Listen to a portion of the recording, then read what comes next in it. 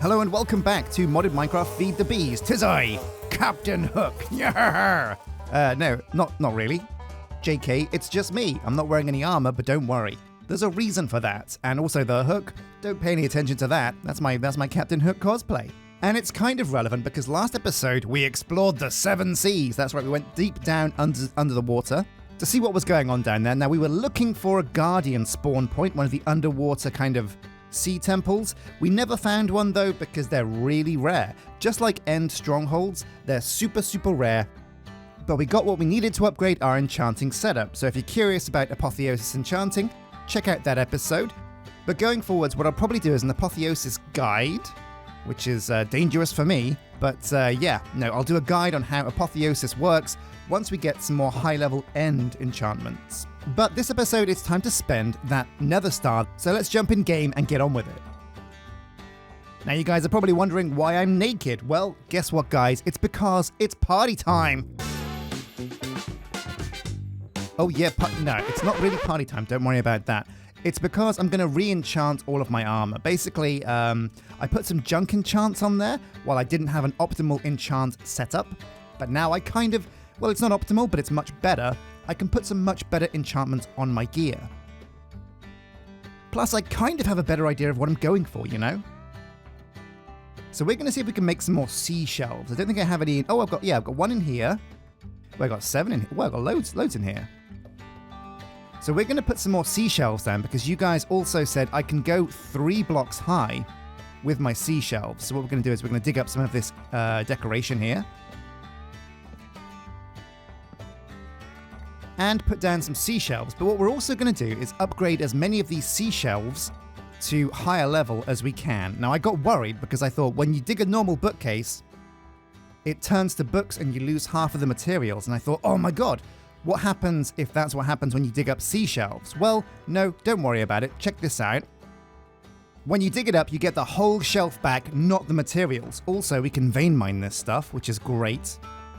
Oh yeah, and so as you can see now, I've got a whole bunch of infused seashells. What we're going to do is we're going to strip those of their enchants, try and upgrade them to sea infusion level 3, and then that means we can turn them into crystalline seashells, which are pretty much the bee's knees for what we're doing.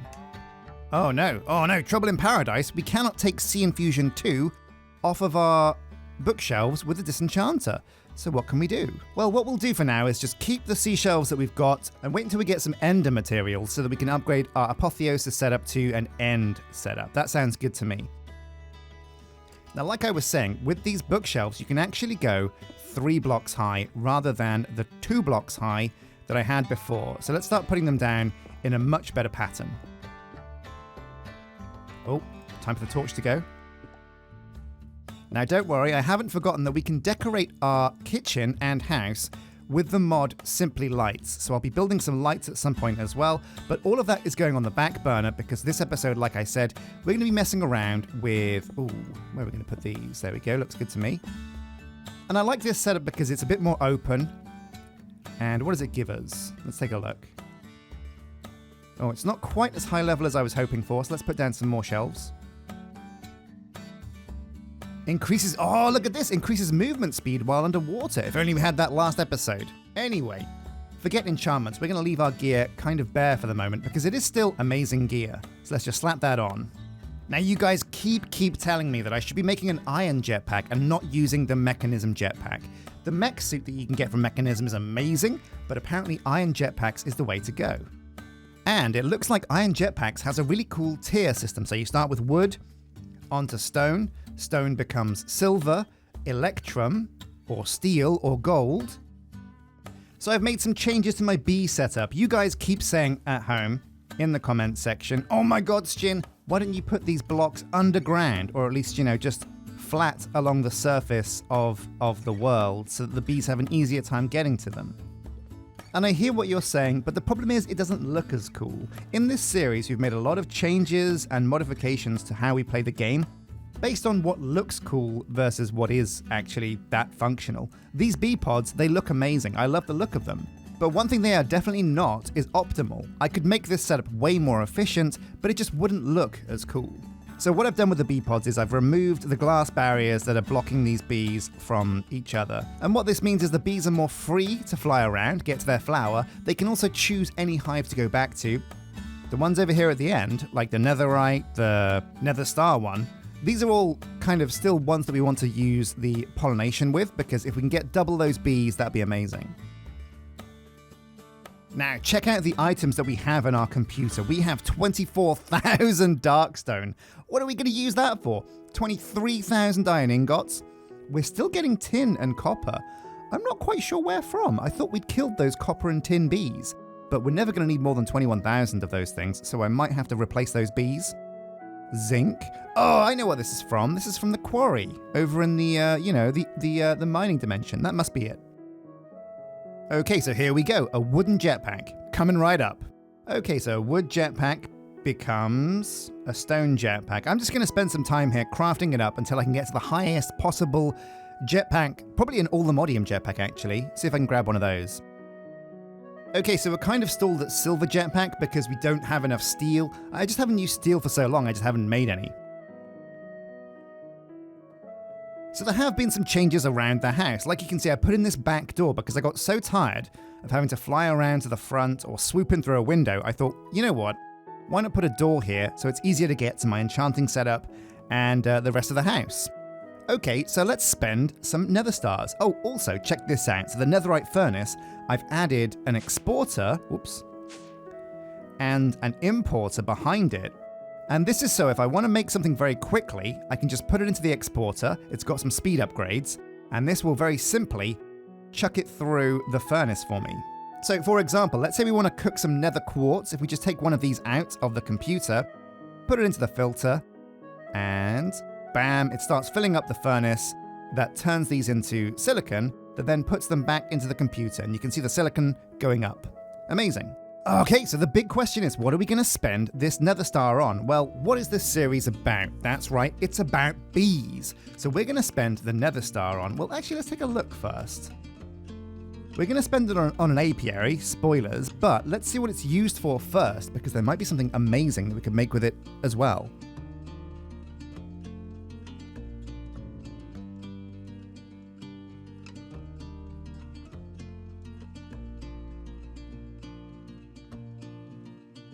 Okay, so it's big in environmental cores. We can make an overpowered end automata core. What the hell? An angel ring. Oh, that sounds amazing. But that needs a lot of Botania materials, which we don't actually have yet. Botania, though, we will have to do because it's very important in this mod pack. And I've heard it's changed a lot too.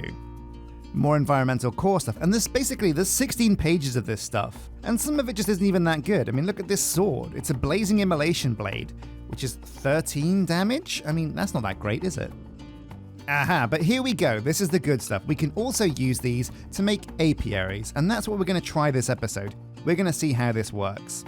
So it starts with a tier 1 apiary, which is just bees' nests, honeycomb blocks, and the nether star. And I think we have all we need for that, right? Now, luckily enough, we've got a lot of honeycombs in here that we've already turned into blocks. They're not all sent straight to the centrifuge. So, for a tier 1 apiary, now we might need some bees' nests. Do I have any nests? That's a good question, actually. That's a very good question. I'm not sure. I've got a few nests, but we might have to go on like a nest hunt, because I don't think you can actually craft nests, can you? No, there's no recipe for nests. You have to find those in the wild. Well, okay, that definitely puts a spanner in the works, so we're going to have to go and find some more nests. So I've got some food. What we're going to do is we're also going to go to the village just across the river, because I want to see if I can trade for some of those beeswax blocks, and that's why I've got 2 stacks of emeralds. Okay, fingers crossed that dude is still hanging around. Now, he'll look like a beekeeper, which just looks like a dude in like a white suit. Where is he? Where is this mother trucker? Maybe they got raided when we got raided. That would suck. Oh, there he is. Hello. Ah, yeah, and he's got some bees' nests here as well. We could steal those. Oh, look at this. 1 emerald equals a beeswax block. That's an amazing... Whoa, what a deal. Yeah, you're goddamn right. That's an amazing deal. Wait, he's run out? Oh my god. You son of a gun. But looks like we've leveled him up somehow. I had no idea, but it looks like, wow, you can level up NPCs like this. It sucks though because he's still got like, you know, no beeswax blocks. But let's see if we can just level him up even more by buying some honeycomb. Has that worked? Well, he's got no stock now. So kind of. Well, let's dig up his hive and hope this doesn't upset him too much. Oh, what's that? A water bee? Oh, no way! Oh my god. I went on that massive search for a special kind of bee, and lo and behold, we had a water bee right in our backyard. That's crazy. So let's go and find some nests. Now, we're looking for any old bee's nests. I really should have brought some jars in case we find some rare bees, but I feel like we've been around the block enough times that I've basically gotten all of the bees that I can find, really. All the rare ones, at least. Oh, look at that frog. Ribbit. That was my best ribbit. It's kind of easy, actually, because I've got like a really croaky voice today. I thought I had COVID, but turns out I don't. So that's a bee. Where's he coming from and where's he going to? Oh, hello, a nest. Mine. Yeah, so a word to the wise. If you're looking to make your own little kind of, you know, bee setup, you have to gather every single nest you see, because later on when you start to make apiaries, you really need them.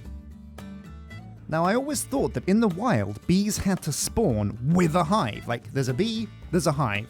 One hive to every bee. I mean, not in the real world. Usually there's many more than one bee per bee's nest. Otherwise, that'd be like some, I don't know, some Jeff Bezos living in like a mansion level of debauchery.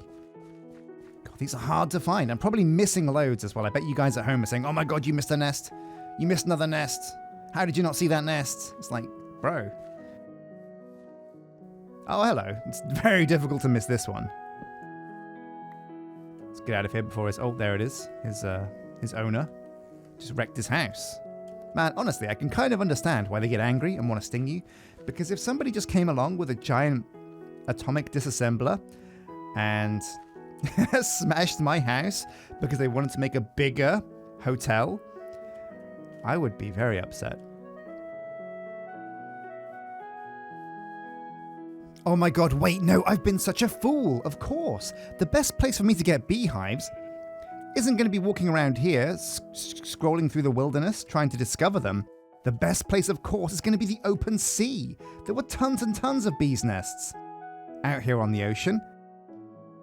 And they all stick out like sore thumbs. Okay, it's time to hit the queen bee and go and gather some bees' nests on the open seas. Honestly, it's amazing to have an excuse to take out the queen bee again because this ship is a beast. Now, can I remember the controls? Oh yeah, looks like I can. Okay, sails down. Let's do it. Whoom. Onto the open seas. Oh yeah, this is perfect. Now these guys are going to be very upset with me, so maybe I should have brought some jars first. Ah well, anyway, or even some smokers. Oh no, these guys are very upset. I wonder if these guys can go underwater. No, they can't. Haha, suck it, boys. I'm actually going to have to kill these bees, I think, because they will sting me. It's a shame. It's always sad to see a bee die, but, you know, there's plenty of them. We've got loads of guardian bees at home. Now, easy does it. We're going to reverse into the parking space. Just, oh, wait. Oh, hang on a sec. This drowned guy's trying to attack me. Luckily enough, I'm immune in my boat. So for next time, to make it easier to get out of here, we're just going to reverse into this parking space. There we go. Just like in real life, when you reverse in, it makes getting away much easier, but it's such a pain that no one ever bothers to. Okay, so very exciting times. I've got the beeswax, I've got a whole bunch of prismarine bees nests. I've also got loads of beeswax that we've collected over time from the centrifuges. That's great. But what we can do is we can also upgrade the beehives we've got now with that extra beeswax. That's amazing. Okay, so let's make an apiary first because I've been looking forward to this for a long time. So a tier 1 apiary requires honeycomb blocks, okay. And now let's put the prismarine bees nests around the... Wait, what? What the dickens? Oh no. Oh no, these have got to be tier 4 bee nests. I see. Oh, what a massive mistake. What a massive noob I've been. Right, so we make them into beehives. Oh no.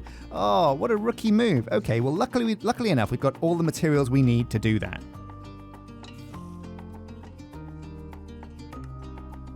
Oh, so here we go, the apiary. Bada boom, bada bing. Oh, amazing. Make a beehive a home. So now let's go and see if we can, firstly, claim the rewards from our quests. You guys have also said that I need to keep on top of that. And you're very, very right.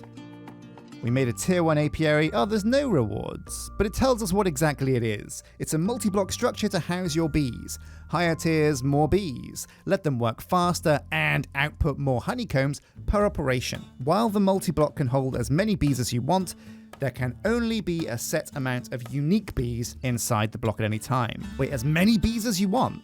So we could literally put 100 bees in here, as long as they're the same kind of bee. That sounds crazy. Now the big question is, where are we going to put our first apiary?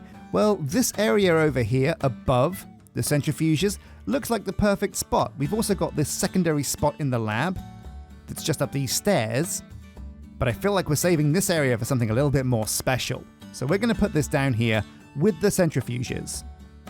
So this is a multi-block structure, and I'm pretty sure that when you put it down, this generates a structure for you. Now I'm nervous because it might overwrite some of these blocks that I have down here and destroy my setup. So we're going to put it down and see what happens. Okay, so the block goes down and then it gives you a UI that asks you how you want to build your apiary. Missing apiary storage block. What? Validation unsuccessful. Well, if in doubt, get the Akashic Tome. That's what I always say. Now, where is the bee book? Oh yeah, there it is. It's the one dripping with honey, of course. Please keep in mind that most, if not all, bees are added by pack developers. That basically means they don't know what some of the bees do, and it's not up to them. So, apiary basics, building an apiary. It's apparently extremely simple, which is why we needed to read about it. The structure consists of an apiary storage, any block from the valid apiary tag, and optionally, an apiary breeder. Well, if there's an optional, we're always going for it. Basically, if we bought a new car, it would come with parking sensors, USB port, iPads in the backs of the seats so that your kids aren't bored 24/7 or something. So apiary storage. This just needs chests, a hopper, and honeycomb. That's super easy, isn't it? Boom, and apiary storage. So we have the apiary block and the apiary storage, and now we're going to make the breeder. An optional breeder that can be added as part of the apiary multi-block. Basically, with the breeder, it means we're going to be able to say goodbye. Oh, it's going to be sad, but we're going to have to say goodbye to the Apiary Love Hotel, which is probably for the best, because I think technically putting the Queen's face on a Minecraft portrait counts as defacing her and is a treasonous offense. And I don't really want to hang, so might be time to hang up the Bee Love Hotel. So here we go.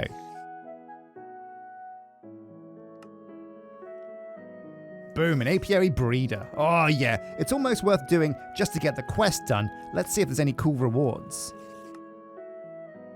No rewards? Oh man. There's no rewards from this quest line. That sucks. I hate that. I hate that to bits. But it is cool to see progress happening. So the size of the structure should be 7 by 6 by 7, so the interior is 5 by 4 by 5. Okay, so you do actually have to build it. I thought that the apiary block built it for you. Apparently no, you have to make the actual building yourself. Aha, so the best way to find out what is a valid apiary block is by using the $ and then valid_apiary. This lets you search for tags, apparently.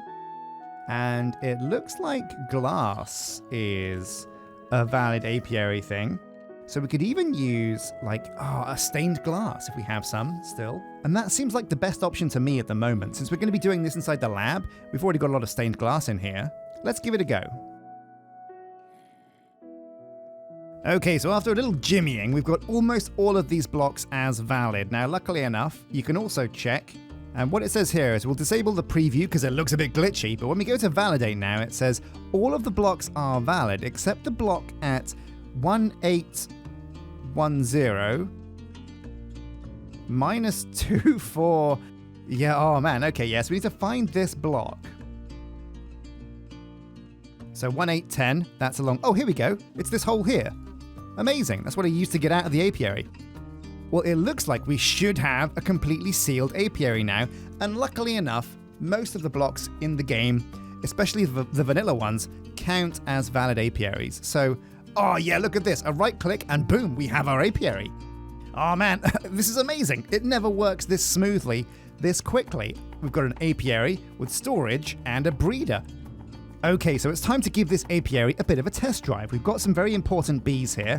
We've got our wither bee that makes our nether stars, very, very important. We've also got a beeper and a slimy bee because we needed to breed these guys to get our uraninite bee. That's very important. If we can get that, that's going to be amazing news. So let's see if we can work out how this works. Now, first up, we're going to put these 3 different flowers inside the apiary for the bees to mess around with. We've got the nether block here, the nether star block, which we're going to put over here in the corner, I suppose. We've also got a green slime block, which we're going to put there. And then we're going to put the block of gunpowder on the left corner like that. Now we'll seal this up. And the apiary should still function. If you break a piece of glass and click on the apiary block, it says, no, hang on a sec, what's going on? But luckily enough, this is a working apiary.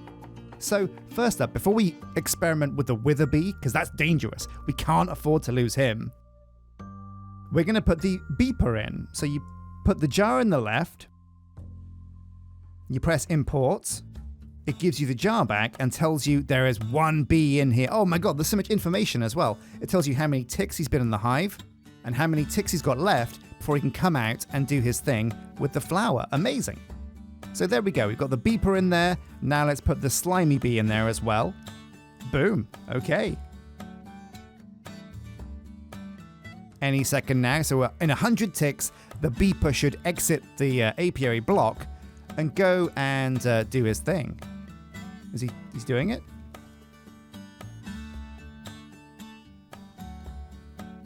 Why is he not? He should be going out and doing his thing. But he's not. Wait, what's this? Okay, very curious. Well, the blocks are there at least, so they have their flowers. Now, the apiary storage is where the honeycombs go before they get put into the centrifuge. Very cool. So what is the breeder and how does this work? Oh man, now this is a complicated little setup here. Now, it looks like with the breeder block, what you don't do is you don't use actual bees. You just use bees that are in jars. So let's instead now take the beeper out. Bee export was unsuccessful. There we go. We have a beeper in our inventory now. And then when the slime bee comes and finishes his thing and goes back into the hive block, we'll take him out too. Here he comes. Is he going? Come on, dude. What's he doing? Is he lost? There we go. Lock him. Export. Boom. And now we have the slimy bee and the beeper. So we put the beeper on the left, and the beeper wants creeper glands. Then we put the slimy bee and the slime pearls. And if we put some jars here, what it should do... Oh, here we go. So it's a process that happens over time. So the plus is finished now. And now we've got to wait for this to finish, I think. Oh, yeah. This is going up very slowly, I think. Okay, yeah. So this takes a long time to happen. And I guess that's to combat the fact that usually bees have like a sex cooldown before they can actually start breeding. And while this is working in the background, let's see if we can put the wither bee down and get him making those nether stars for us again. Boom. Now I think while the lock is here, he's locked into the hive. But by clicking on this, he's unlocked and he can leave the hive whenever he wants.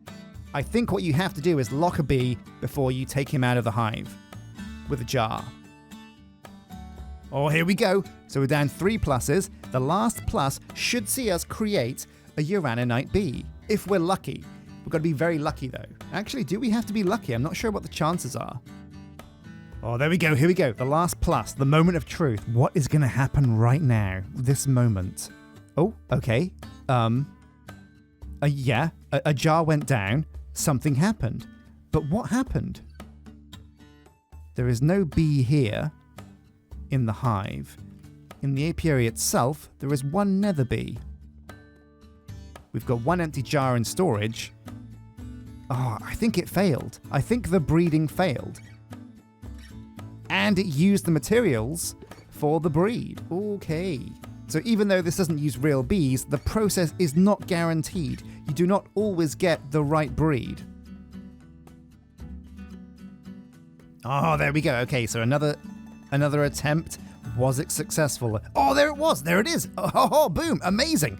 The uraninite bee. We have it. Whew, that's fantastic news.